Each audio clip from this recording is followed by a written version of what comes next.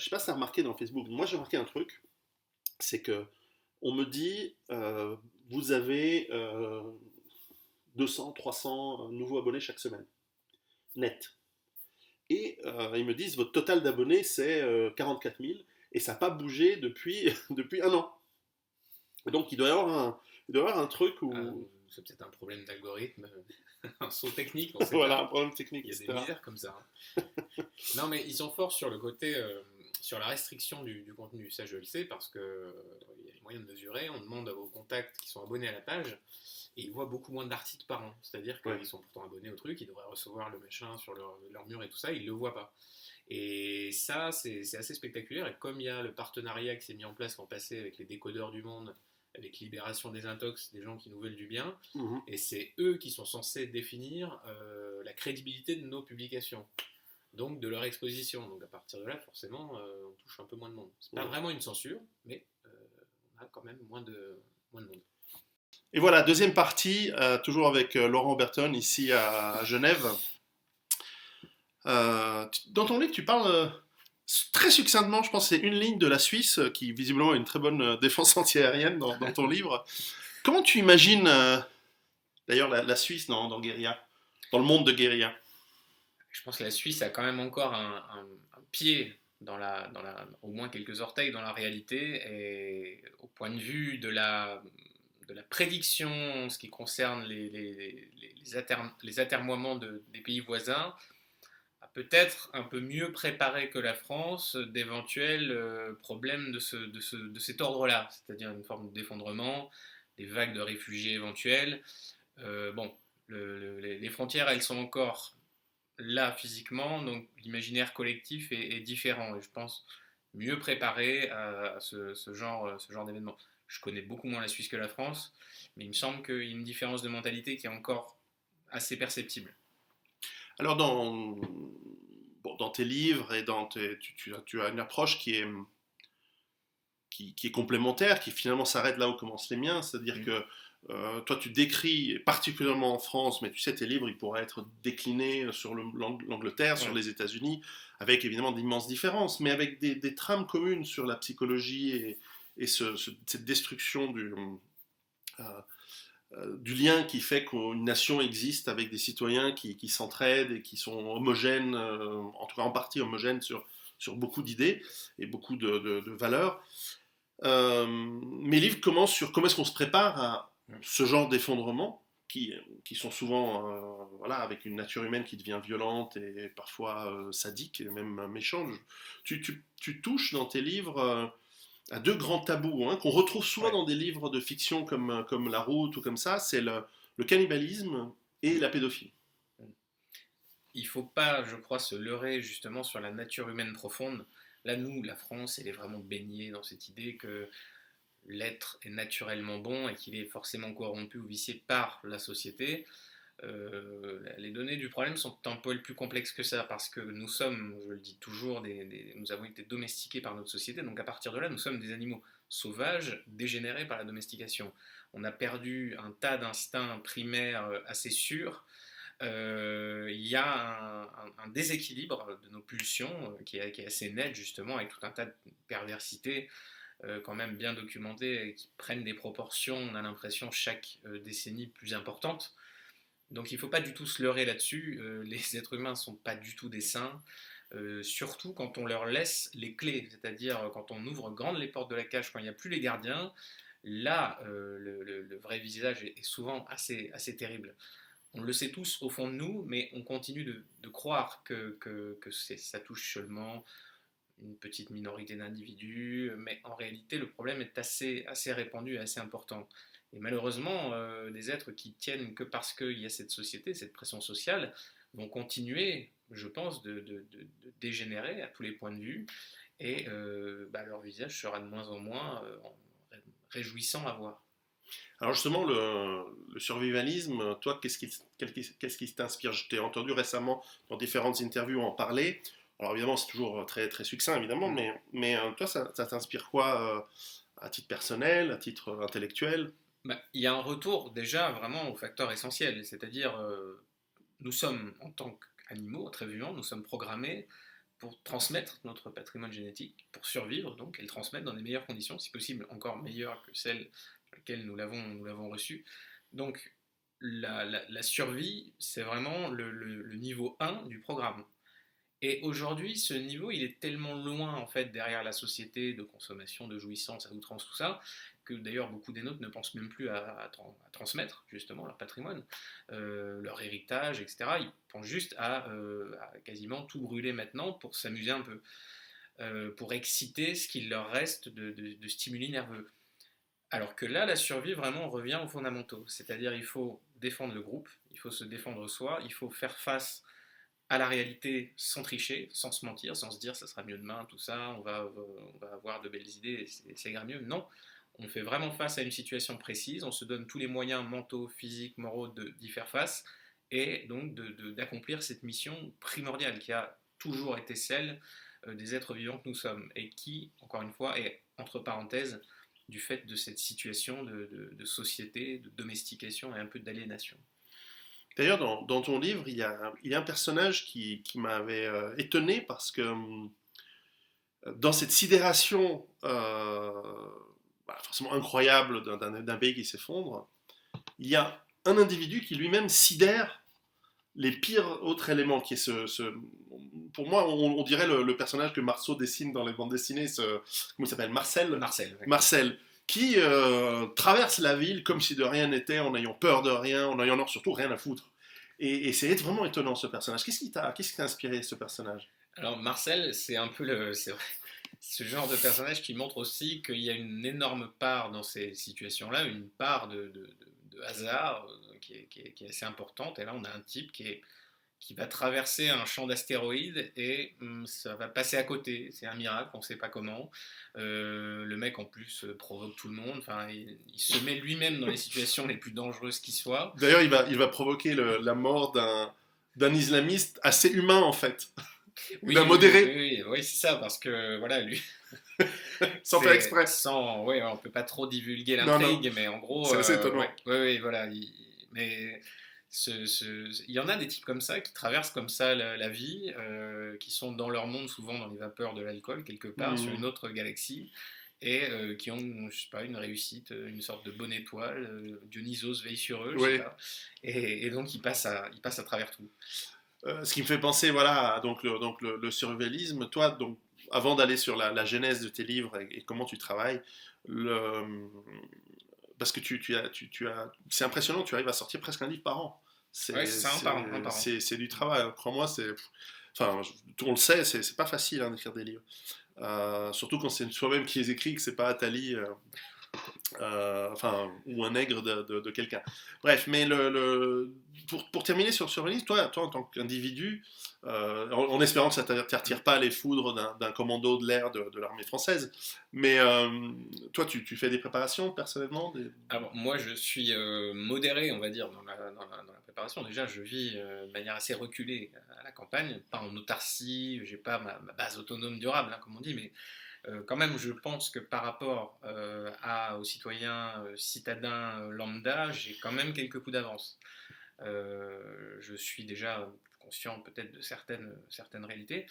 Encore une fois, ça me donne une petite marge, un petit matelas, on va dire, mais je sais bien que je serai sûrement à la merci aussi du hasard, comme ça se passe assez vite. Si jamais, par exemple, je suis en conférence, je ne sais pas où, à Marseille, à Marseille, pourquoi pas, je suis à 8 heures de route de chez moi, donc il faut de l'essence, il faut que les routes soient praticables. Adieu vos vaches, cochons couvés, etc. Là, tout est perdu. Donc c'est ça, il y a un paramètre hasardeux qu'on ne peut pas complètement maîtrisée, la réponse de l'État elle-même, enfin tout ça fait qu'il y a beaucoup de calculs à faire. On peut se donner pas mal de coups d'avance, c'est vrai. Moi, disons que je me place curseur intermédiaire. J'ai pas l'abri anti-atomique.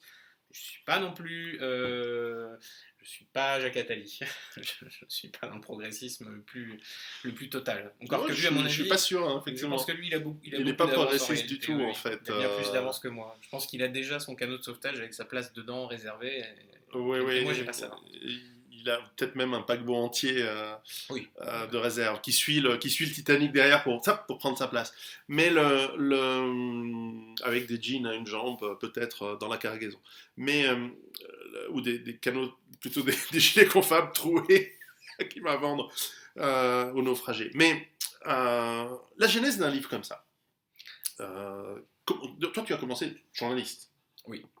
Alors, au départ, j'écris La France Orange Mécanique parce que je suis fait diversier, je vois les flics, je vois les magistrats, je vois surtout les décisions de justice qui sont complètement aberrantes par rapport à ce que prévoit le code pénal, et je veux vérifier si vraiment cette aberration, elle est nationale ou si c'est un épiphénomène. Et donc, effectivement, c'est une aberration nationale qui a toujours cours aujourd'hui. C'est terrifiant, vraiment. Faites-le.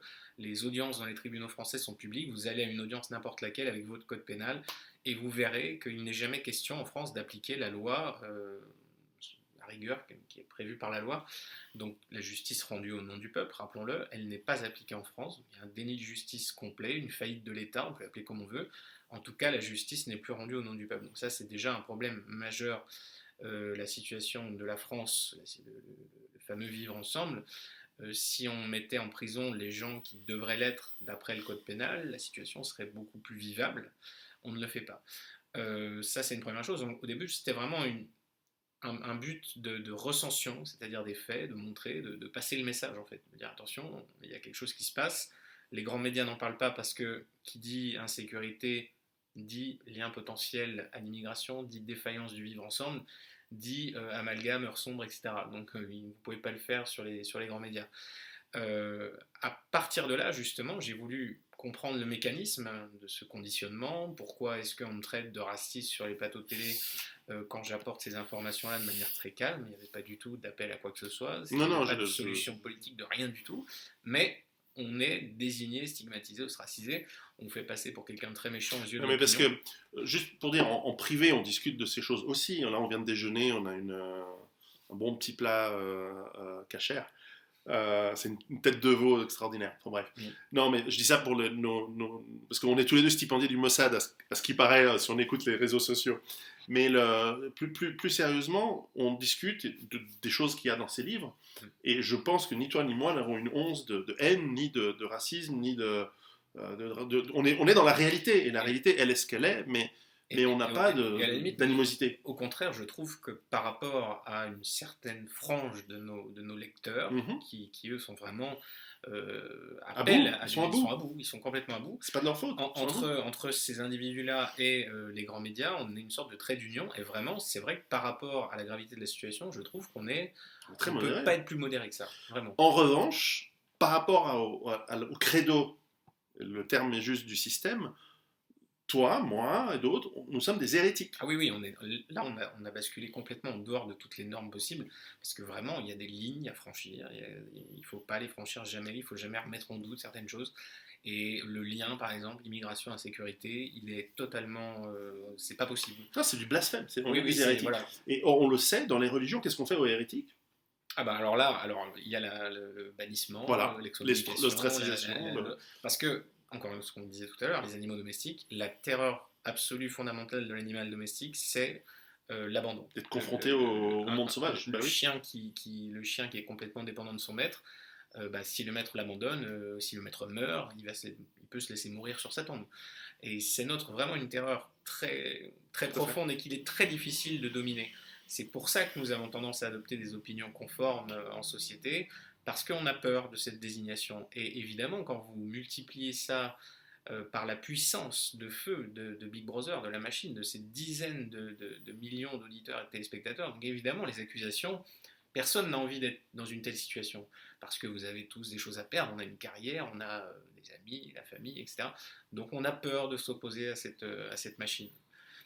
Et c'est pour ça qu'il y a ce conditionnement et que j'ai voulu analyser ça dans un deuxième temps avec la France Big Brother, justement pour décrypter tout ce mécanisme, pour montrer que ceux qui sont en haut n'ont pas une conscience si élaborée que ça des choses, ne voient pas, ne pensent pas forcément, n'ont pas parfois la perversité absolue qu'on leur prête, mais plutôt ils ont le pouvoir, donc ils ont encore moins besoin de se préoccuper que nous des conséquences de leur utopie. Pour eux, tout va très bien, tant qu'il y a du champagne, tant que la fête bat son plein, ils n'ont aucune raison de s'alarmer. D'autant que eux, comme on l'a dit, la France est une de leurs concessions parmi d'autres, ils peuvent aller ailleurs, c'est pas un problème. Ils n'ont pas du tout, comme les gens des soutiers et les troisième classes de ce monde, la patrie n'est pas du tout leur seul bien. D'ailleurs, on peut tout à fait imaginer, d'ailleurs, un autre livre comme ça d'anticipation, plus ancien, des années 80, on parlait, je crois que ça s'appelait La Toussaint Blanche, où il imaginait un de ces grands pontes des médias, d'un de ces idéologues de plateau de télé qui évite le chaos et la mort par justesse, qui se réfugie dans un pays et immédiatement commence à militer pour l'immigration et l'inclusion, alors qu'il vient d'en réchapper. Donc il y a une forme de... Enfin, la religiosité, elle s'apparente alors je vais dire un truc qui va me faire haïr par les croyants, mais dans la religion, il y a une forme de trouble mental. C'est-à-dire, il y a un déni de la réalité, il y a la croyance dans quelque chose qu'on ne peut pas voir, qu'on ne peut pas toucher, qu'on est le seul à pouvoir... et techniquement, c'est un trouble mental d'un point de vue psychologique, même si, voilà, c'est tout à fait... on en a tous, de ces dissonances cognitives potentielles. En fait, on est obligé de croire pour vivre, parce que sinon on doit remettre en cause si cette table est vraie, si ce microphone fonctionne. On est un peu programmé pour ça. Ouais. Et c'est vrai qu'il y a les deux versants. Il y a les fanatiques, ceux qui croient vraiment, fondamentalement, en vivre ensemble. Et il y a ceux qui en font plus une valeur un peu marchande. Ouais. C'est-à-dire, en gros, ça paye à un instant T d'avoir cette bonne opinion. Aujourd'hui, si vous n'avez pas cette opinion, vous ne pouvez pas entrer dans les cercles de pouvoir, dans tout ce qui compte, c'est-à-dire les milieux universitaires, les milieux médiatiques, judiciaires, l'administration française. Donc, évidemment, ça paye. Alors, si ça paye, on va adopter ça. Certains font semblant d'y croire, d'autres y croient, et en tout cas, le résultat est le même. Il y a un effet d'entraînement. Tous les autres qui sont là et qui sont peut-être des sceptiques ou qui s'en foutent ont tellement peur de ces excommunications qu'ils vont tous suivre le mouvement. Finalement, il n'y a pas tant de militants purs et durs que ça, mais il y a un troupeau, un mouvement de foule qui est terrible et qui est très difficile d'inverser, d'infiltrer, enfin d'avoir un impact sur ce mouvement-là. Ce qui ressort de tes livres en lisant France Big Brother et puis la France Interdite, c'est ça? Oui. C'est que on sent que le seul moyen de se débarrasser de cette idéologie, c'est d'aller jusqu'au bout et qu'elle meure de ses propres incohérences. Mais malheureusement, dans le monde d'aujourd'hui, lorsqu'il s'agissait des cathares ou que sais-je, d'une secte quelconque, quand elle mourait, elle emportait ses fidèles avec elle. Mais là, comme ils sont aux commandes, j'ai l'impression, et pour certains cas, on peut même aller jusqu'aux armes nucléaires, on peut imaginer que, comme Hitler à la fin de la Deuxième Guerre mondiale, ça y est, j'ai touché le point Godwin tout de suite, mais en fait, c'est de dire, puisque le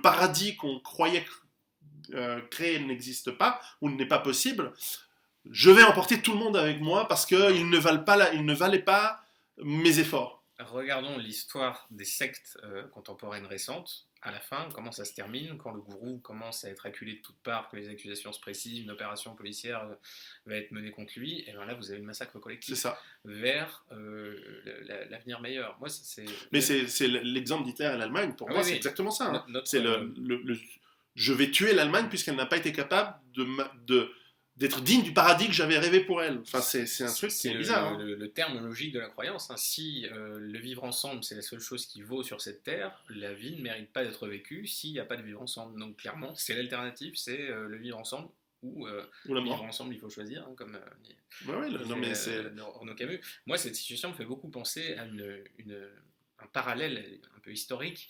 Le peuple Xhosa, donc à la mi-19e siècle à peu près, donc un peuple d'Afrique du Sud qui vivait plutôt bien parce que de son bétail, de ses récoltes, de ses ressources, a eu une jeune prophétesse qui était un peu l'équivalent de Greta Thunberg, qui a dit en gros, on aura un avenir radieux comme on n'a jamais eu à partir du moment où vous mettez à mort tous vos troupeaux, que vous brûlez toutes vos ressources et vous détruisez l'ensemble de vos biens. Le peuple Xhosa l'a cru. Donc on a mis à mort l'ensemble des troupeaux, des ressources, tout a été cramé. Et évidemment, ce peuple était assombré dans une ruine dont il ne s'est jamais relevé. Mais cette prophétesse a incarné ce pouvoir à cet instant T. Et là, la petite différence, c'est que si jamais le vivre ensemble explose complètement ici, il peut continuer ailleurs. la mondialisation fait qu'il y a des points de fuite pour les promoteurs de ce vivre ensemble. Alors j'imagine que dans ces COSA, il y avait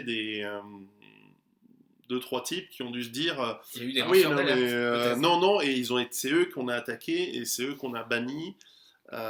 Et cet effet de Cassandre est décrit depuis la nuit des temps. Oui, parce qu'il y a aussi une forme de terreur dans la croyance, et si jamais il y a des éléments de doute, des hérétiques, il y a quelque chose qui met très mal à l'aise. Quand vraiment on veut être sûr de soi, il faut éliminer totalement la possibilité du doute, et s'il s'incarne dans un individu, cet individu-là, il doit être proprement écarté, massacré, enfin, mis à l'index. Et c'est à peu près ce qu'on fait aujourd'hui, on élimine socialement des gens, socialement, avec les formes, c'est-à-dire un type est frappé d'infamie parce qu'il a dit je ne sais pas quoi, je ne sais plus quand, mais définitivement il aura la marque de l'infamie sur lui, comme on mettait jadis des gens au pilori, c'est la même chose. Donc il perd tout la lettre pouvoir écarlate. social, exactement. Et vous avez vu que quel que soit le degré d'importance dans la société, vous avez Jean-Pierre Pernaut par exemple, qui est un des pontes de la télévision française, qui a je ne sais pas combien de décennies de carrière derrière lui. À partir du moment où il va dire un mot qui n'est pas dans l'axe du programme, il va se prendre un coup de règle sur les doigts et après c'est tout, c'est terminé. S'il en dit un deuxième, il disparaît, on le remplace, il n'existe plus. Non, on a vu Ardisson, on en a vu quelques-uns. Oui, bien sûr. D'ailleurs, le paradoxe, c'est que ce mode de pensée religieuse dans lequel nous vivons aujourd'hui a été créé par l'idéologie des Lumières qui se voulait rationnelle et scientifique et non religieuse, justement. Et là, on voit tout de suite Saint-Just qui arrive derrière en disant finalement la liberté c'est bien, mais du coup la vôtre pose un problème pour la liberté en général. Et à partir de là, quand on est engagé dans cette voie-là, c'est fini. Et on le voit bien aujourd'hui. Les vrais croyants, les true believers de la secte du vivre ensemble, pensent qu'il faut empêcher de s'exprimer. Alors, encore une fois, c'est subtil, c'est-à-dire, non, il a le droit de s'exprimer Zemmour, mais ce serait bien qu'il le fasse dans son salon, pas dans les grands médias. Et on reporte la censure, non sur les libertés d'expression, mais sur l'équité d'expression, en disant vous avez parfaitement le droit de vous exprimer, cependant nous on garde le contrôle de tous les médias de masse. Ça veut dire nous, quand on parle, on a des dizaines de millions d'auditeurs tous les jours, pendant des heures, avec des techniques de conditionnement extrêmement perfectionnées, et vous n'avez rien. Vous avez les réseaux sociaux, dont on reprend le contrôle petit à petit, doucement, gentiment. Donc il y a un déséquilibre fondamental parce que ceux qui sont la pensée clandestine aujourd'hui, la pensée sceptique vis-à-vis du vivre ensemble, elle n'est pas loin d'être majoritaire dans ce pays. Et les acharnés, les défenseurs acharnés du vivre ensemble, bien que très minoritaires, ont une puissance de feu qui est sans égale. Et c'est vrai que autant on en parlait tout à l'heure de certains films jusqu'au milieu des années 80, peut-être la fin des années 80, il y avait encore, c'est encore une période où tout était permis par la provoque, on pouvait tout dire, on pouvait se moquer de tout le monde. Même un film comme Le Père Noël est une ordure, aujourd'hui, il serait attaqué par les lobbies LGBT, par, que sais-je, la communauté bulgare, les amateurs de Dubichou, enfin, qui se sentent insultés, enfin, il y aurait les ostréiculteurs, enfin, genre, que sais-je, et en fait, à partir des années, ouais, à partir des années 90, et très fortement ces 20 dernières années, dans les années 2000, on a vu ce renforcement de ce... Mais là où aussi il y a un paradoxe, c'est que autant dans les années 90 ou même avant, et on peut remonter aux années 60 ou voire dans les universités américaines, déjà dans les années 30, il y avait de l'infiltration en fait communiste dans les années 30 dans les universités américaines. On pouvait encore se poser la question de se dire après tout, ça pourrait marcher. Le vivre ensemble, le collectivisme, ça pourrait marcher. Alors après, l'aspect soviétique, on a bien vu qu'avec entre les gardes rouges, l'effondrement de l'Union soviétique, Pol Pot et d'autres, on a bien vu que ça ne marchait pas. Et donc on revient par l'aspect sociétal, mais là aussi, on se rend compte depuis 20 ans que c'est une catastrophe, ça ne marche pas. Et là, plus ça ne marche pas, plus on appuie sur l'accélérateur, plus on part sur des délires dans le genre, dans le gender, tous ces trucs. On se radicalise. Et en fait, il y a cette radicalisation idéologique, religieuse. Et en plus, terrible. Vous avez, comme on disait dans la première partie de l'interview, quand le régime se trouve toujours des assassins, c'est vrai à tous les niveaux. Et on a beaucoup d'individus aujourd'hui qui se cherchent un substitut identitaire parce qu'on les a dépossédés de leur identité fondamentale. Donc, ils vont se chercher dans ce système, dans cette compétition, cette course à la morale, au vivre ensemble, et vont devenir des chiens de garde, plus chiens de garde que les chiens de garde, c'est-à-dire ils vont faire de la veille sur les réseaux sociaux, ils vont analyser toutes les interviews des types un peu suspects, un peu non alignés, et dès qu'ils vont trouver un Ah mot, ouais. un machin, ils vont le souligner, et ils vont tenter d'entraîner un mouvement de scandale comme ça pour justement créer l'ostracisme et mettre à l'écart et faire taire tous ceux qui ont un début d'embryon de liberté dans le cerveau, jusqu'à l'éradiquer intégralement, avoir ce parfait horizon des pensées communs. C'est absolument Toi, terrifiant. tu... Et le tout au nom de l'antifascisme, c'est quand même très fort. Ouais. Toi, tu as une fiche Wikipédia? J'ai une fiche Wikipédia. D'accord. Alors, Wikipédia, c'est génial parce que il faut référencer chacune des déclarations par une Ouais. source médiatique. Bah oui, donc Ce qui est fabuleux. c'est En circulaire, France, les sources médiatiques, c'est-à-dire donc Libération, Le Monde, Le Nouvel Obs, tout ça, c'est très fiable, évidemment. bien Donc sûr. ça peut être repris. Et alors évidemment, bah, vous êtes là, c'est pas vrai. Oui, mais Libération l'a dit. Ah bah bon, bah tant pis. Et en fait, quand on regarde, je sais pas toi, mais quand tu regardes une page Wikipédia de quelqu'un comme nous, tu as un petit pourcentage sur ce que tu fais vraiment, c'est-à-dire objectif, Oui. c'est-à-dire la liste de tes livres, Oui. qui tu es, et ensuite une très grosse partie sur les polémiques et De quoi les autres t'accusent en fait. Ouais, mais ça moi d'ailleurs c'est dès le début parce que ils devaient estimer que ça n'apparaissait pas tout de suite quand on tapait le nom. Alors dès le début ils ont mis que j'avais une influence dans les milieux de l'extrême droite, un truc voilà Bien sûr. pour situer la personne. Ah, est-ce qu'ils ont inventé des choses chez toi? Alors, il y a eu des conneries qui ont été effacées. Enfin, il y a un certain nombre de conneries. Par exemple, ma date de naissance n'est pas du tout celle-là. Enfin, il y a des trucs où je ne sais pas d'où ça sort. Ouais, c'est rigolo. Et oui, et après, surtout, voilà, les accusations. François dit que un auteur complotiste, machin, un truc comme ça, ce sera écrit comme ça parce ouais. que François l'a dit. Ouais. Qui va mettre en doute la parole du stagiaire de François? Bah Personne. oui, personne. Et donc, voilà, Non, mais je même pas. C'est que tu ne peux pas. Oui, bien sûr. Quand bien impossible. même tu fais un démenti officiel, quand bien même tu ferais une demande de modification, Oui, oui. ah, toi t'es rien. On Toi a- t'es le sujet. J'avais un conflit à l'époque de Orange Mécanique avec Mediapart, donc un échange salé là-dessus. Ouais, oui, je me souviens. Mediapart est une source journalistique crédible, l'auteur n'en est pas une, surtout sur sa page. On va pas reprendre ce que dit l'auteur. Mais Donc, d'ailleurs, finalement, je te fais savoir que ta date de naissance maintenant doit être changée pour celle qui est sur Wikipédia parce que eux ils le savent mieux que toi. ah oui, oui, bien sûr, forcément. oui, bien sûr. Non, mais c'est donc voilà ce Wikipédia qui était une belle idée au départ, hein, une idée. Ouais, j'ai rencontré le créateur un peu libertaire. et je pense que lui aussi s'est fait bouffer par sa propre création. Oui, parce qu'une fois qu'en plus, après, vous avez des types qui font que ça, ces mecs sont du coup. Souvent, c'est des employés de l'État, c'est des fonctionnaires. Parce qu'on retrouve les IP, puis on retrouve. Moi, ceux qui ont fait ma fiche, c'est essentiellement des gens de l'État de la ville de Lausanne, qui sont des fonctionnaires. Donc, ils ont du temps Oui, puis pour ce genre de choses. très régulièrement, ils vont avoir de la nouvelle matière parce que vous avez dans chaque aujourd'hui grand média français, vous avez un type qui en veille. En général le spécialiste des droites extrêmes, un truc comme ça. Et ce type-là, donc, n'a que ça à faire, passe son temps à surveiller les types non alignés. De temps en temps, il fait un petit dossier avec tous les trucs qu'il récupère chez les petits copains. Et ça fait une source de plus, en fait, à ce joyeux maillon ô combien représentatif.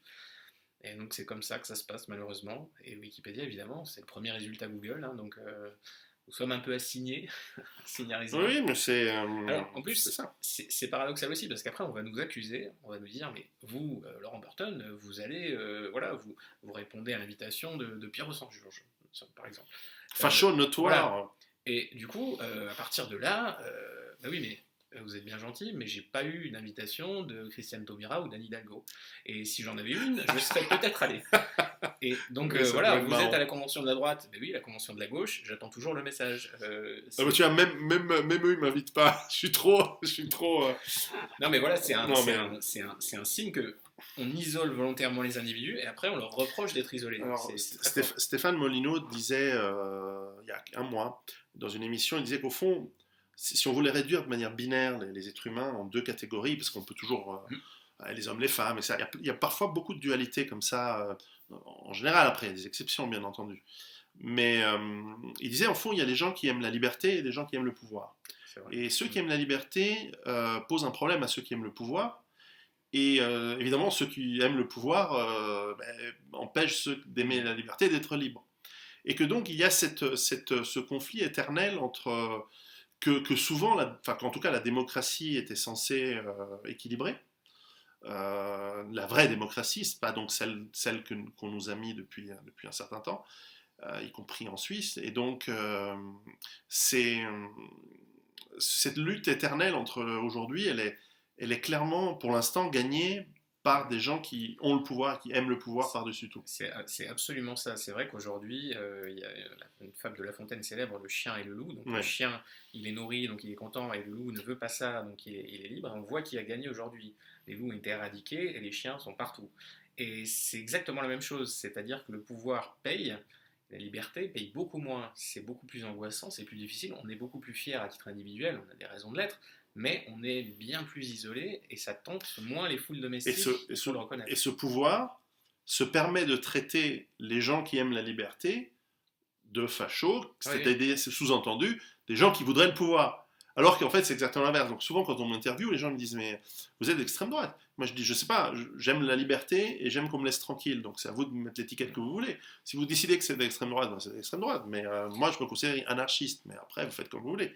et, Mais et cette liberté, en plus, nous, enfin, a un prix élevé aussi, et qui fait que, comme on refuse d'être comme le pouvoir, c'est-à-dire un bloc dogmatique et suffisant, le pouvoir, il a pas besoin d'être intelligent, le pouvoir, il est bête, il est massif, ah bah oui. il a le slogan anti-racisme, tout ça, du haut en bas de l'échelle, il n'y a pas du tout de réflexion élaborée, c'est pas la peine.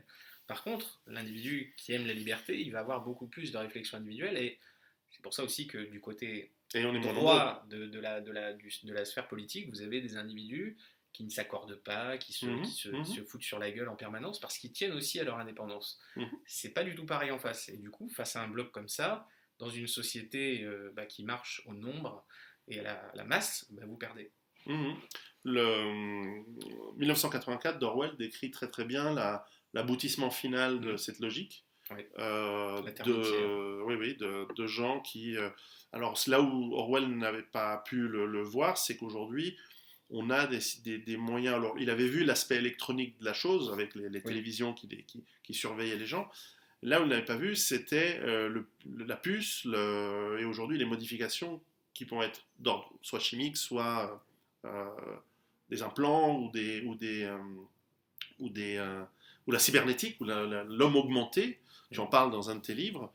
En fait, il n'est pas fait que pour nous augmenter, il est aussi fait pour nous mettre un puçage et donc de nous mettre dans le corail, de nous mettre dans le corail pour l'abattoir. Il y a pas mal d'études intéressantes là-dessus sur le contrôle chimique des émotions, en disant vous injectez un petit truc à un type et oh, il va être plus tolérant. Et alors on ne l'accueille pas du tout comme quelque chose de terrifiant, contrairement à quand on lit des trucs sur la Chine, oh c'est terrifiant ce qu'ils font. Là on l'accueille plutôt comme peut-être une lueur d'espoir, peut-être quelque chose qui nous permette d'avancer. Ah oui, l'ocytocine, je suis sûr que ça rend tolérant, mais ça permet plus de se reproduire après. Mais voilà, c'est... Alors, Orwell n'a pas été... L'œstrogène, pardon, pas l'ocytocine, l'œstrogène, je crois.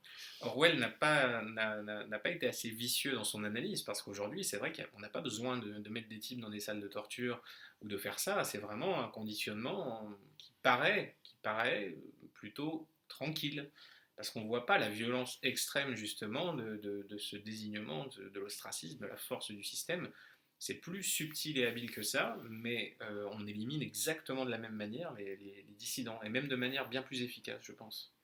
Alors, comment tu écris tes livres? Alors, ça dépend un peu du livre en question. Si c'est vraiment une enquête factuelle, là, je bouffe tous les faits possibles, je les rassemble, je les compile, j'essaie d'en dégager une sorte de plan, et de mettre à peu près tout ça dans l'ordre, de le rendre à peu près lisible aussi, parce que on est face justement à des techniques de divertissement, de conditionnement qui laissent très peu de place à l'attention et au raisonnement. Donc il faut essayer de se glisser là au milieu, en quelque sorte, de poser son petit colis piégé dans l'immensité de tous les autres bouquins. Rentrée littéraire, je ne sais pas combien de centaines de bouquins complètement mièvres et déjà faits, inutiles. Mais il faut exister parmi eux, donc il faut aussi être attractif. Il faut donner évidemment un peu de croustillant à tout ça. Et pour les romans, c'est un peu différent. Là, je vais lire plutôt des livres différents. Là, évidemment, dans la thématique, typiquement NRBC ou des livres de ce genre-là. Par contre, la plupart du temps, mes lectures sont vraiment purement techniques. Je lis pas du tout pour le plaisir. Donc, c'est vrai que les romans, mais en temps, ça peut aussi aller plus vite. Alors oui, on va dire que c'est plus facile on a moins cet aspect de vérification de sources un peu compliqué. La France interdite, ça m'a pris beaucoup de temps justement pour être inattaquable, pour dire j'utilise que des sources publiques, donc vérifiez vous-même avant de dire vous n'avez pas de preuves machin. Émeric, si tu nous regardes, Quelles sont vos sources? voilà, il y aura de quoi faire avec La France interdite. Et le roman, c'est différent. Lui aussi, il a disparu. Il a disparu, Il a absolument. dit quoi il a fait une remarque qu'il fallait pas. Je pense qu'ils se sont plutôt rendu compte que c'était pas un très bon agent Smith parce qu'il était, il en faisait trop. Et du coup, ça desservait. Moi, Orange Mécanique, j'ai eu, je pense, davantage de lecteurs grâce à Émeric Caron D'accord. que grâce aux recommandations, par exemple, de Marine Le Pen. Vraiment, énormément de gens ont acheté le bouquin en disant je l'ai vu, vous gueulez dessus, j'ai pas compris pourquoi, vous connaissez pas, vous aviez pas l'air méchant. Ça, c'est le problème. Et voilà, parce que lui, il était dans le décalage. Il s'est chauffé en coulisses avec tous ses potes, dans son monde. Et il n'a pas vu arriver du coup, il est passé. C'était le type hargneux. Quand on se met en colère à la télévision, dans ces médias, on perd toujours. Et moi, j'étais pas plus énervé que ça. Amérique, il faut manger un steak de temps en temps. Oui, il faut se défendre. Pas tous les repas. C'est sûr. Une fois par semaine, un petit peu de viande rouge. Mais il se radicalise lui aussi, parce que j'ai vu qu'il disait qu'il fallait plus tuer les moustiques, parce que tout moustique qui cherchait du sang était une maman moustique, et donc on a fait Amérique, une sorte de féminicide va en vacances entomologiste. En République du Congo. C'est super là-bas. Je connais bien Lubumbashi. Vas-y. Mais donc, pour l'écriture... pour les moustiques. Pour les moustiques. Les grands moustiques là-bas. il y aura de quoi faire, il y aura de quoi nourrir tout un tas de familles. Ça va vite. Voilà. Je sais plus ce qu'on disait. Oui, non, sur l'écriture, la rapidité d'écrire effectivement des livres. Les romans nécessitent peut-être moins de vérification, quoique. Hein. Alors oui, en fait, il y a pas mal de boulot en amont quand même, mais évidemment l'écriture c'est un peu plus plaisant à écrire parce qu'on recherche aussi le style, l'effet, justement on est bien plus dans la forme pour le coup que sur le fond quand même. Donc c'est plus agréable comme exercice, c'est plus intéressant et apparemment ça plaît quand même beaucoup aux lecteurs. J'ai noté qu'il y avait une différence. Les gens qui vont lire La France interdite, La France Orange Mécanique, la France Big Brother, c'est la partie la plus avertie, la plus déjà éveillée du public. Et la partie qui va préférer Guérilla, c'est peut-être la partie... Les gens qui n'ont pas du tout l'habitude de lire, c'est pas des lecteurs, tout ça, ils sentent vaguement qu'il se passe des trucs, bon, et ils vont lire ça plus avec aussi l'angle, il faut que ça aille vite, il faut que ça, que ça percute, Donc c'est un peu, il y a voilà, cette différence-là de public. J'ai pas encore trouvé justement le meilleur moyen de communiquer, donc je tente un peu tout, je varie les plaisirs. Comme disait La Fontaine, diversité, c'est mon... Non, mais la diversité, c'est bien. Bien sûr. C'est ça évidemment. Mais on est dans un monde où en fait on ne veut pas la diversité. Le vivre ensemble, c'est pas du tout la diversité. Non, bien sûr. C'est l'homogénéité absolue des individus, justement, en brisant. Avec la botte sur la nuque, la proverbe botte de Jack London sur la nuque des gens. D'ailleurs, diversité, c'est ma devise. C'est dans cette fable-là que La Fontaine dit que il y a le fameux singe, le singe qui va se déguiser de la peau du léopard, je crois, et que en gros, il explique que la diversité ne lui plaît pas dans les habits, mais dans l'esprit. Et ça, c'est très intéressant, parce que c'est vraiment, aujourd'hui, c'est ça. On nous vend des types comme étant intrinsèquement supérieurs aux autres uniquement parce qu'ils ont l'air différents, alors que pour cette idéologie dominante, tous les blancs, quels qu'ils soient, quelles que soient leurs origines, leurs apports, leur façon de réfléchir, sont identiques et n'ont pas de valeur ajoutée. Donc c'est une vision raciale, dramatique que personne n'oserait avoir, y compris dans les heures... Oui, d'ailleurs, ce qui est rigolo, c'est que toutes ces idéologies qui voudraient éliminer les blancs, et l'homme blanc en particulier, ne se rendent pas compte que c'est l'homme blanc qui fait tout fonctionner. D'ailleurs, récemment, il y avait une vidéo où on disait que serait la France sans les musulmans, et à juste titre, elle montrait que beaucoup de musulmans et beaucoup d'immigrés, effectivement, travaillent et contribuent à faire fonctionner la machine du pays. Mais le corollaire, c'est que si on devait enlever les ingénieurs et les trucs, en 24 heures, il n'y a plus de centrale nucléaire, il n'y a plus d'électricité, il n'y a plus rien qui marche non plus. Donc, et d'une manière beaucoup, parce qu'à la limite, sans nos amis africains, je sors les poubelles moi-même, hein. Mais sans l'ingénieur qui fait fonctionner la centrale nucléaire, on est dans le noir. Même les idées, l'idéologie, quand on parle souvent du vivre ensemble, ce sont des idées 100% occidentales. Hein. Oui. Alors, je précise en moyenne, hein, parce que je connais des Africains ingénieurs, profs de physique, je connais des ingénieurs, il n'y a pas de souci, de toute espèce, de toute race, il n'y a pas de problème. Mais la question, c'est qu'on est on n'est plus dans ce vivre ensemble, on n'est plus dans la tolérance, on est dans la dictature d'une toute petite minorité, parce que tout comme, par exemple, dans le monde, alors je connais mal ce monde-là, il faudrait poser la question à Renaud Camus, mais par exemple, dans le monde homosexuel, par exemple, il n'y a qu'une toute petite partie de ce qui est déjà une toute petite minorité de la population qui sont des militants totalitaires, dictatoriaux, avec des idées folles, et qui ont 100% de l'espace médiatique. Et qui vont générer, je pense, justement un racisme qui n'est Ouais. pas dans l'ADN de nos populations. Non. Mais du coup, les individus dont on a parlé, nos lecteurs, certains sont à bout. Eux, du coup, vont avoir tendance, pour le coup, à faire des généralisations Ah oui, parce que abusives. alors, là aussi, la Gay Pride à Kinshasa, je pense qu'ils font pas 100 mètres. Hein. 100 mètres, déjà, déjà qu'ils aient l'idée de la faire. Enfin bon, ouais, on n'en est pas là. Non, ou à Grozny. Allez c'est ça, faire une Gay Pride à Grozny, vous allez encore une voir. fois, le choc entre le délire utopique et la réalité, et enfin voilà, il y a Parce que, une fracture. disons-le, disons, tant que ça dure, il faut quand même se rendre compte que si nous pouvions choisir une époque dans l'histoire de l'humanité, malgré tout ce qu'on a dit tout à l'heure, malgré le manque de rites de passage, le manque de se sentir vrai, de se sentir vraiment humain, malgré tout, nous sommes dans la période du monde la plus équitable, la plus confortable, la plus plaisante, la plus probablement même intellectuellement stimulante, parce que nous avons la possibilité physique d'avoir accès à toute la connaissance du monde le rêve des immédiatement, anciens, ouais. et la possibilité de voyager quasiment instantanément, avec quelques avions. En 12 heures, nous sommes de l'autre côté du monde.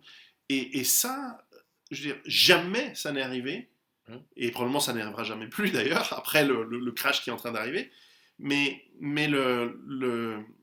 nous avons reçu le cadeau des dieux, nous vivons dans le paradis terrestre, nous avions en plus la possibilité d'échanger avec des cultures du monde entier, et d'apprendre mutuellement. Moi, c'est là où je choque souvent mais ceux qui croient que je sais pas quoi, c'est que moi, j'aime vraiment les cultures du monde entier. Pas dans le sens où je les idolâtre et que je veux me soumettre à elles. Non, mais qui a un intérêt fondamental. Même les cultures les plus abruties, que je ne citerai pas, même les cultures les plus foldingues à travers le monde, et Dieu sait qu'il y en a, elles sont intéressantes dans le questionnement de cette foldinguerie et de pourquoi ils font comme ils font. Et finalement, il y a un échange qui se fait, et il y a même il y a un moment de rêverie philosophique qui se met en place lorsqu'on rencontre, je sais pas, les Papous de Nouvelle-Guinée. On se dit, putain, c'est la pire société humaine du monde, mais c'est quand même incroyable qu'elles en sont. Qu'est-ce qui a fait qu'elles en sont arrivées là? Et de la même manière, on a de la critique pour soi-même, etc. Mais là aussi, je remarque qu'il n'y a que nos cultures à nous qui sont capables de faire ça. Les autres cultures du monde, au mieux nous ignorent. Les Chinois, ils se disent, mais c'est qui ces abrutis d'Européens qui sont en train d'avoir des idées folles? Bon, tant qu'ils achètent des trucs, tant pis. Ou au pire, des gens qui n'ont que comme objectif de nous soumettre ou nous exterminer. Je partage totalement l'avis. C'est vrai que, et malheureusement, on est en train de créer, justement, par ce délire, on est en train de piéger tout ça. On est en train de piéger cette espèce de rapport à l'autre qui était très sain quand l'autre était l'autre. Ouais, tu lis Lévi-Strauss, c'est vachement bien. Quand on voulait, parce qu'encore dans ce progressisme qui se prétend justement amoureux de l'autre, en réalité c'est l'amour de soi, et on veut imposer ce progressisme au monde entier. On n'admet pas que l'autre le soit encore, en fait. Ouais, on veut juste avoir un bon type de la diversité, mais progressiste quand même. On n'admet pas, pas autre chose. J'allais dire Cousteau qui nous a fait rêver quand on était gamin. Cousteau aujourd'hui c'est un nazi. Ah oui, bah oui. C'est impensable. Enfin, déjà les féministes des années 70, aujourd'hui, elles sont classées fascistes par les féministes d'aujourd'hui. Donc quand on voit le délire, la fuite en avant sectaire et délirante de la chose. Et ce qui est marrant, c'est quand on révise, quand ces types ne trouvent plus de gens emmerdés dans le présent, ils vont réviser dans les livres d'histoire et trouver des citations justement de leurs idoles, Victor Hugo, les Gambetta, enfin tous les types justement de précurseurs égalitaires, pour leur trouver des dérapages. Ah bah ils vont en trouver plein, parce que... Il y en a énormément. C'est vrai que ça dérapait sec Voltaire... Oui, il n'y en a pas beaucoup qui ont dû rester sur la ligne du progressisme. Non, mais attends, ils sont tous les philosophes de l'histoire de l'humanité, tous les écrivains de l'histoire de l'humanité, ils sont tous déjà, comment on appelle, ils n'aiment pas les femmes, ils sont tous misogynes, déjà, à la base, genre 100%. Oui. Bon, pour des raisons évidentes, mais parce que genre ils ont vécu. Donc voilà. Et ensuite, ils ont un autre truc que je dirais pas, enfin, c'est quand même constant dans l'histoire. Donc alors fort. Maintenant, en plus, c'est différent parce qu'on a vraiment ce faux nez, et je pense, moi, qu'il y a un racisme assez évident chez tous les progressistes, Oui, un racisme dissimulé, mais sous le masque de la bonté. oui, oui. Enfin, c'est C'est le, vraiment beaucoup plus c'est le même dangereux, mécanisme beaucoup plus psychique vicieux. qui est en œuvre. Ouais. Absolument, c'est certain. Et d'ailleurs, ce qui en fait nous amène Tu sais, quand j'ai écrit le premier bouquin sur l'effondrement économique, j'avais pris un tableau et j'avais fait toutes les crises possibles. En disant, voilà, la crise, voilà, c'est comme celle que tu décris, c'est-à-dire un dérapage dans une société folle qui part dans le chaos et dans la sauvagerie. Mais j'avais aussi imaginé, voilà, le pétrole qui commence à être pénurie, ou alors crise financière qui dégénère. Puis en fait, tous ces mécanismes s'auto-amplifient les uns les autres, parce que dans ton scénario, alors évidemment c'est implicite, tu n'as pas besoin de le détailler, mais dans le scénario de guérilla, évidemment il n'y a plus d'essence il y a plus, alors, en tout cas, sans électricité, la pompe à essence ne marche plus. Ça, tu le décris d'ailleurs à un moment. La carte bleue, elle ne marche plus non plus. S'arrête, donc, à part de tirer à la Kalachnikov pour essayer bon, bref, on va pas raconter l'histoire. Mais toutes ces crises, en fait, elles arrivent à un même point, c'est qu'à un moment, la société telle qu'on l'a aujourd'hui, elle disparaît. Alors, est-ce qu'elle va disparaître dans le monde entier simultanément? Probablement pas. Là, je pense qu'il y a des pays comme la Russie qui vont tenir. Je veux dire, la Tchétchénie, elle va rester la Tchétchénie, il n'y a pas de souci. Le Japon reste le Japon, déjà parce qu'ils sont que entre eux, etc. Mais nos pays vont subir des transformations gigantesques. Et plus ils sont complexes, plus ils sont dépendants d'un certain nombre de facteurs différents. Donc on l'a dit, l'énergie, il y a quantité de sources énergétiques, il y a l'économie, il y a les problèmes sociaux. Ça fait énormément de facteurs de dépendance, et plus la structure est complexe, plus elle en a, donc plus elle est vulnérable, parce qu'il suffit d'un seul de ces points pour tout foutre en l'air. Et avant, les sociétés, elles étaient dépendantes éventuellement à l'eau, à l'agriculture, et ça suffit à les faire disparaître. Là, il y a tellement de points de dépendance, on a vraiment du mal à imaginer que ça puisse durer longtemps. Donc toi, tu écris comment? Tu es dans un petit bureau, tu es chez toi, tu te mets au calme? Oui, alors calme absolu, total, effectivement. Comment tu fais avec les moi, enfants? je suis dans la campagne profonde, où ils sont... Ah, ils sont moi, je suis dans mon bureau, vraiment, dans mon grenier, avec mon fusil à côté de moi. C'est bien. Et donc, voilà, le calme vraiment total, et j'y passe beaucoup de temps. C'est surtout là, enfin, pour moi, le travail le plus important se fait à ce moment-là, parce que la collecte de données a déjà été faite. Évidemment, il y a des fois des trucs à vérifier, mais l'essentiel est fait. Il faut mettre en forme. Donc, je suis seul avec moi-même. C'est un peu un combat de gladiateur, hein, l'écriture, parce que c'est une discipline physique et mentale qui est importante. On ne peut pas se dire non, aujourd'hui je fais rien. Non, il faut, quand on veut en faire un par an, on se donne la pression d'y arriver, parce qu'il y a une pression temporelle, on en parlait, la fenêtre de tir est courte, l'iceberg arrive, on ne peut pas se dire aujourd'hui c'est tout, je vais siroter des cocktails en terrasse. Non, moi je travaille beaucoup, quasiment en continu.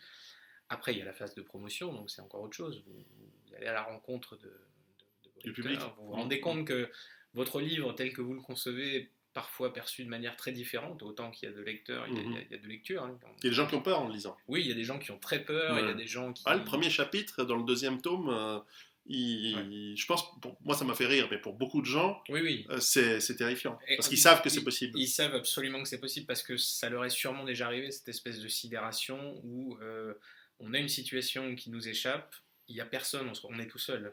Il n'y a pas l'État qui est là, il n'y a personne, et notre cerveau dit vivre ensemble, politesse, sourire, pas d'amalgame, pas répondre, pas de violence. La violence, elle est là, et concrètement, et c'est là qu'on observe des trucs incroyables, des gens qui quasiment se laissent mourir en souriant, parce que c'est déjà arrivé. Et leur conditionnement est beaucoup trop fort. Et je l'ai vu, j'ai vu des vidéos d'attaques terroristes, des types comme ça qui tirent à bout portant sur les gens, et c'est pas du tout comme à la télévision, les types qui vont réagir, qui vont courir, crier, ça arrive, mais il y a énormément de gens qui vont rester sur place, état de veille, attente, la situation va se résorber, le maître va intervenir, et non, et donc on meurt. Ouais. Et ça, pour reconquérir les cerveaux qui sont complètement comme ça hors d'atteinte, ça va prendre du temps. Non, non, et historiquement, alors je sais que c'est toujours des sujets super délicats, mais il y a quand même des millions de gens qui sont allés menés par quelques centaines de gardes C'est dans des toujours comme ça. trains et dans des camps et qui en sont morts. Donc, Et cette scène d'exécution au début du livre, on l'a retrouvée récemment dans certains pays. C'est aussi ah pour oui, ça que je fais en ça. Syrie, Quelques poignées de djihadistes qui tenaient des villes entières et qui ont fait faire à ces gens qui étaient très majoritaires à peu près ce qu'ils voulaient, sans ou très peu de résistance. ouais. Alors qu'il suffit de peu, tu décris qu'il y a dans l'esprit d'une ou deux personnes, à un moment dans le livre, Oui. il y a une étincelle de résistance, et en fait, ils cherchent. Si il y en avait eu un ou deux autres Ouais. qui, de regard, auraient dit bon, maintenant on fait quelque chose, on essaye, tant pis, et en fait, non. Ce qui est l'allégorie parfaite de la société dans son ensemble, Ouais. c'est que voilà, c'est ce qu'on appelle l'effet de témoin. Plus vous avez de types qui vont voir le truc, ils vont se dire moi je fais rien, mais le voisin il va faire, c'est sûr, ou quelqu'un d'autre. Et finalement, tout le monde se dit la même chose et personne ne fait rien. Ouais, c'est vrai. Alors, bah écoute, est-ce que pour ceux qui vont nous écouter, alors je vais mettre cette vidéo en privé pendant quelques mois, je la ressortirai peut-être, ce sera mon cadeau de Noël, je la rendrai publique pour Noël, mais pendant les 2 prochains mois, elle sera uniquement sur les fidèles des fidèles, les membres clés de ma secte à moi. On m'a jamais traité de gourou de secte, on m'a dit facho, tout ce qu'on veut, mais bon. Est-ce que tu as un message à nos amis sur Uvalise qui lisent mes livres, qui m'aiment bien et qui t'aiment bien aussi, qu'est-ce que tu as un message pour mon public? Alors, bah, que de toute façon, d'une part, ils gardent évidemment les yeux ouverts et cet esprit critique qu'ils ont, qui les empêche sûrement de sombrer dans ce progressisme complètement délirant. De toute façon, une fois qu'on a conscience des choses, en général, c'est trop tard pour reculer. Donc, au contraire, il faut y aller à fond, il faut continuer à se documenter au maximum et surtout, il faut faire un peu plus parce que c'est toujours la grande question. Moi, on me dit toujours, c'est bien, vous posez le constat, mais concrètement, qu'est-ce qu'on fait? Et moi, je réponds maintenant, est-ce que vous êtes certain d'être au maximum? Non, on pourrait tous faire toujours un peu plus que ce qu'on fait, surtout compte tenu de la situation. On sait que c'est très grave et on sait bien qu'on pourrait faire un peu mieux, tous. Hmm. Parler justement aux sceptiques, pas parler à ceux qui sont perchés, qui sont perdus, mais ceux qui ont un peu le doute, ceux qui sont un peu fragiles, ceux-là, on peut les faire basculer. Donc il faut faire porter la mauvaise nouvelle, hein, c'est-à-dire nos livres, en parler autour de vous et essayer de convertir de plus en plus d'individus à cette grande secte des yeux ouverts qui ne demande qu'à remplacer celle qui nous dirige. On va Non, essayer il y a du d'inverser ce travail. phénomène de remplacement. J'ai oublié de te poser alors ce sera la dernière question, les projets futurs. Alors les projets futurs, donc moi j'en ai plusieurs, deux dans l'immédiat, c'est-à-dire il y a cette idée de tome 3 évidemment, de guérilla qui s'arrête, ça demande une suite, il y a ce combat justement Hmm. entre la sauvagerie Vincent Gite et le retour de l'ordre domestique incarné par ce personnage, cet ancien de la DGSI, il y a un duel qui se profile, il y a tout le reste qui n'est pas résolu, donc ça mérite une suite et une fin. Et j'ai aussi ce projet, justement parce que mes lecteurs me disent toujours, bon, concrètement, qu'est-ce qu'on fait? Qu'est-ce qu'on peut faire? Donc d'apporter une réponse concrète, c'est-à-dire vraiment sans dire d'infiltrer les milieux de pouvoir, tout ça, mais dans le quotidien, mentalement, comment se réarmer psychologiquement, enfin vraiment faire cette espèce de démarche que chacun peut faire, et justement en se dégageant complètement de l'emprise et de cet état de dépendance dans lequel nous sommes plongés aujourd'hui. Hmm. Donc là, il y aurait de quoi faire. Bah, si tu as besoin d'un coup de main sur cet aspect-là, parce que c'est exactement mon projet aussi. Moi, je me suis donné encore 2 ans pour. Après, je vais arrêter. Je vais continuer à écrire des livres, mais je vais arrêter d'être au public. Je laisserai la place à d'autres. Parce que je pense que cet effondrement total, il arrive dans les 2 ans. Et c'est ce que j'ai prévu depuis 10 ans. Je peux me tromper. Si ça arrive, ben, il n'y aura plus d'Internet. Et si ça arrive pas, je laisserai la place à d'autres. Mais C'est peut-être pour ça que je prévois que 2 livres. c'est ça. Comme j'en fais un par an, voilà. Après, Bah, la parfait. question ne se posera plus. Très bien. Alors, bah, merci beaucoup de ton temps. Ben, merci à toi. Bon retour chez toi. Et puis, bah, à tous ceux qui nous écoutent, bah, comme d'habitude, je vous dis, préparez-vous. À bientôt.